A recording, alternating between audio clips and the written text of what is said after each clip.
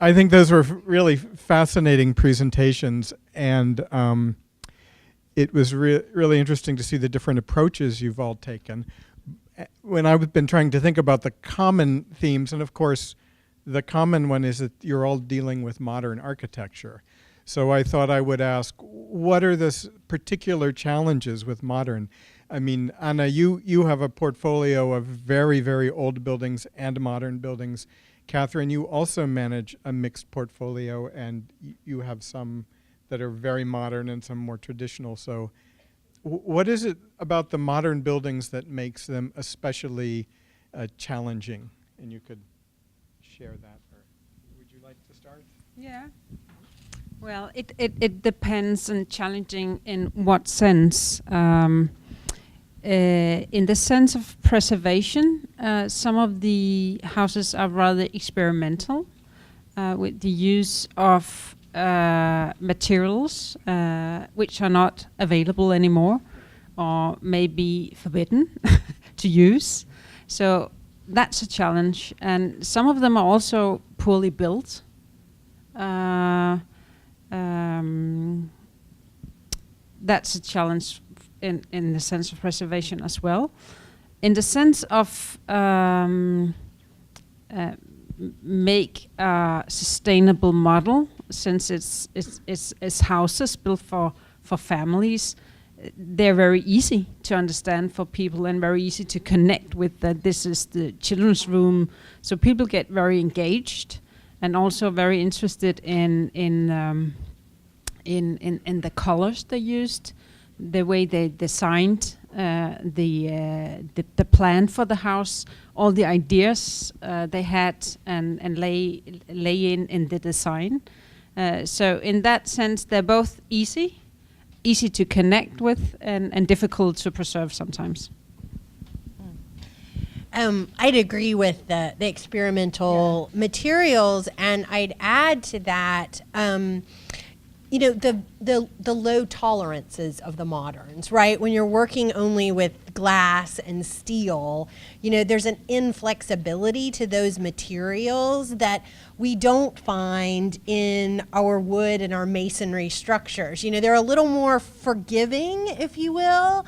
And I think as in terms of long-term preservation, that becomes important and is a challenge to preserving the moderns materials, in addition to their sort of experimental nature in design, I would say. And programmatically, I guess the moderns, to me, they are in some ways aesthetically, they're such stark properties in some ways that they can lend themselves to a real inflexibility in terms of programming, right? They are in some ways so pristine that keeping them static in a way can feel like the right approach. But I think everybody here who's talked today has demonstrated why that's not true, and what the alternatives are. But I think sometimes it can feel like keeping them static is the right course of action just because of their aesthetic.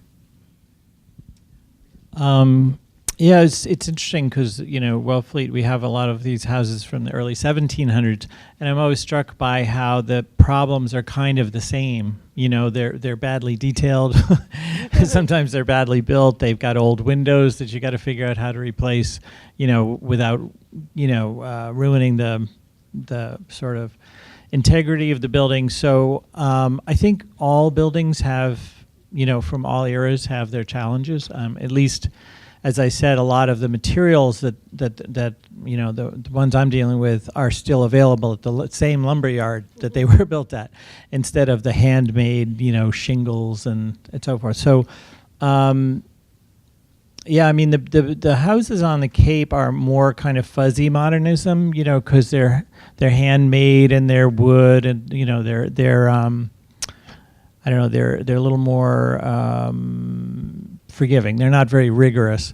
I always try to get as many students through them as possible because they have an incredible relationship to the landscape, which seems to be impossible to replicate today. I mean, they're so light, and they're, in many cases, uninsulated. They don't have railings. They violate many building codes, and it's funny that people trying to emulate those houses today it seems impossible to replicate them. So they have an amazing ambiance and a connection to the landscape that is just very inspiring for everybody, I think. In case of Japan, like even before talking about technical problems, people cannot really see the value or importance if it's a modern buildings, especially like post-war. If it's like Meiji or like Edo, people can think like maybe it's important, we shouldn't demolish, right? But if it's like modern, because it's so similar in a way to the contemporary buildings, they don't think they can, unless you are very like educated or like well informed, you don't know which one to keep or which one to demolish. And in Japan, after 20 years, the value is depreciated. And after more older than 30 years, it's like, okay, let's demolish it. It's an old building. So I think there are many important buildings being demolished even without knowing. Nobody knows. And then many historians just find out, like, my God, it's gone, right? So even the family, they don't understand the value of it. And the government or any there's no legal framework, and so unless we sort of tell the owner, look, it's very important, valuable. If you need to sell it, please contact us or something. Or if the owner understands it's important, they will come to us. But the market, most of the cases, they don't understand which one is important, which one is not important. Is in the case of these other three, I think you're all dealing with houses that are listed and protected and recognized, but in Japan, what is the situation for heritage protection? Right. So the government listing. There is one is a really very important heritage, and another one is like owner asked the government, can please list. And they, of course, the specialists have meetings and decide, okay, let's list or let's not list. And another one is the local prefecture or local town list some of the buildings, but most of the cases they don't want to do it because they have to pay for the renovation. And many owners doesn't want to list their buildings because the market value goes down if it's listed, because it's not liquid, they cannot demolish it. So it's this listing, legal framework is not working at all. Yeah. So you're kind of stepping in where there's a void to create an interest and an appreciation for. Yeah, appreciation, and also we have to so we cannot deny the market, right? The market. So we just have to compete with developers. We have to explain it has a economical value too. Mm-hmm. I was interested in some of you talking about creating a community, and of course you need stakeholders if you're going to operate a place like this. Catherine, you talked about the community at the Farnsworth House, and Peter, it sounds like you have a supporting community that is actually providing funding for your works. And I think you talked about a community Anna, of people who appreciate architecture, but you're all working within this. And how important is that as a tool to achieve what you want? You want me to start? Yeah, I can start. Yeah, for us, it's very important that we have this. We open the house to the public. So it's free to enter when we're between tenants. It's very important because it also gives us legitimacy to do what we do, and also to inform of the quality of the heritage. The advantage of having the portfolio is also that we strive to develop solution that other owners of listed building or old building can actually use. So that's another thing that we do in order to engage people. And then we have this membership club, and they're very loyal to us, and we like them a lot. and we also travel with them and try to get them more engaged in architecture. So it's very important for us. I mean, community, as I talked about a little bit, is really important to us. And, we are fond of saying, too, at our sites that their communities are not defined by their zip codes. And in fact, I think, and I think in some ways this is particularly important for the moderns, but that we maintain strong relationships with multiple overlapping communities, from the local to the international and everything in between, because each of them have a different way in which they sustain and enliven the site.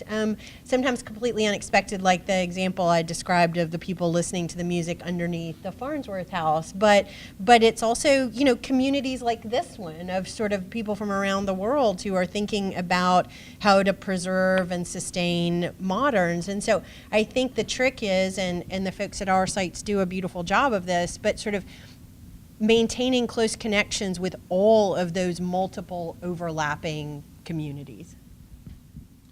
It occurred to me when I started this project that, I had this thing you say that a building has to have a constituency, my project started really with oral histories with the children and grandchildren of the owners and the architects, many of whom are still there. And then I started hearing from, contractors and tradesmen who worked on these when they were young. And so there were all these people that had some connection. And then for me, it's been very important to sort of locate the houses as the connected to the cultural history of the town, that they're not just architectural artifacts, but they're where this thing happened, where these people met, where this book was written. So it's part of the cultural history of this place. My project's very local. It's not like they came from somewhere else and did one house and left. So, and then I think people in the town got to think of this as like, oh wow, this is part of our story. And then I think that has been, it took a few years, but I think that's happened. It's just a matter of local people getting invested and feeling like it's part of their story. So. In our experience, because we deal with a private house, it's not really a house museum. So unless you are residents or friend of residents, you cannot get in, even neighbors. So what we found is when we open those houses, like Sonoda House or Maekawa House, people feel, first of all, they are very interested in looking at visiting other people's house. That's why we have such a big visitors when we open the house. And also when we open the house, people started to feel it's not somebody else's problem. It's also my problem. They feel like, okay, I have to do something. So it's very interesting, but it's the community or like visitors to open the house is very, very important. That's what we learned. Yeah. I have a question for the two of you who do a lot of public programming. One of our colleagues asked a question about the Rose Seidler House where they had to stop an event or a program. And you're promoting it, but do you have any lessons that you've learned about things that have gone amok, or things that you wouldn't do again because it wasn't, you have to be very careful when you create public programs in a small modern house, or do you only have successes in that regard? That's tough. And so there are three of my colleagues in the room from the Glass House right now, Greg and Hilary and Cole. So if you all have any good examples of things you wouldn't do again, I'd love to hear from you. I'm trying to think. I don't quickly think of one that's gone horribly wrong, or that we've broken something. But again, just as we talked about earlier, I do think of examples where, it's interesting, where an event has maybe taken a heavier toll, not necessarily on the building, but on the landscape than we had expected. And it's not necessarily a specific event that I'm thinking of, but just overall, And so I do think, and at the Glass House and the Farnsworth House again, and the Breuer, all of those landscapes are really, really important to those houses and to their design. So I guess I would say it's just one of the things I think we have to be increasingly conscious of is the impact of those programs, not just on the buildings or the collections, but on the landscape. If whoever comes on the tour, you'll see that the Hatch House is down a very long, terrible dirt road, and then you're right on the beach, and there's the house. So when we have events, there's a lot of logistical issues about getting people there. So they have to sometimes park and then do a 15-minute hike, or these are remote and small, and there's no parking. So we always have that issue. We're having an open house this coming Sunday, and we have to shuttle people. These are these houses were built intentionally in the remotest place they could find. so that's an issue. But it's just logistics, really.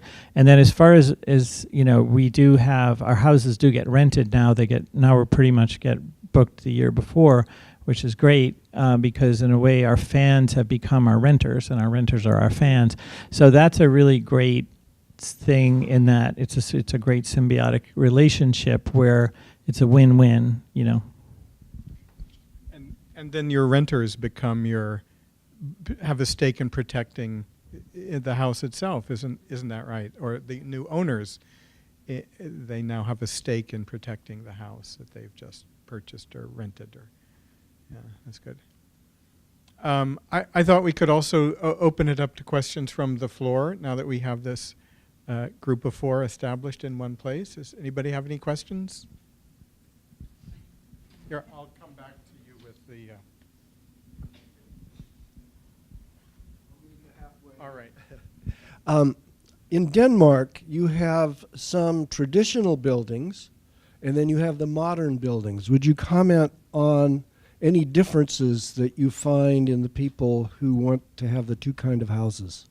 Because just as a background, I'm struck that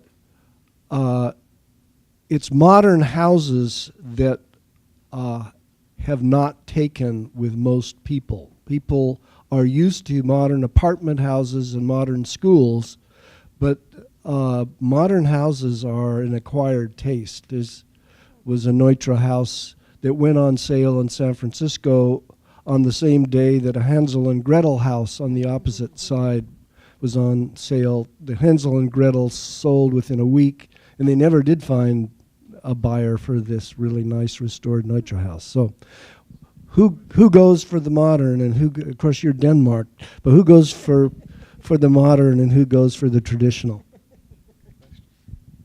In general, or yeah.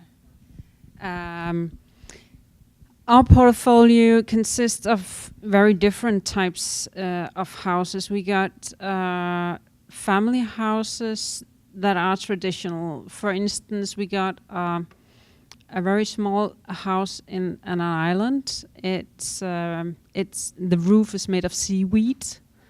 It's used as a summer house, and we rent it out for a long-time rental. And then we also have these 1,600 small city houses on other islands. So they're built in a very different technique depending on the materials at the site. And then we have the housing of the modern house. So basically, generally, lots of architects are very interested. Either if they're houses with seaweeds or is it a modern house. I think if it's a family, it's more like they want a modern house. They need space for the children and a garden. So, but we also own lighthouses, and actually we own a house that house a museum. So they're very different. We also have some big mansion run, which are conference places like this. So it's very different types of houses with different types of tenants. I think we have time for one more question.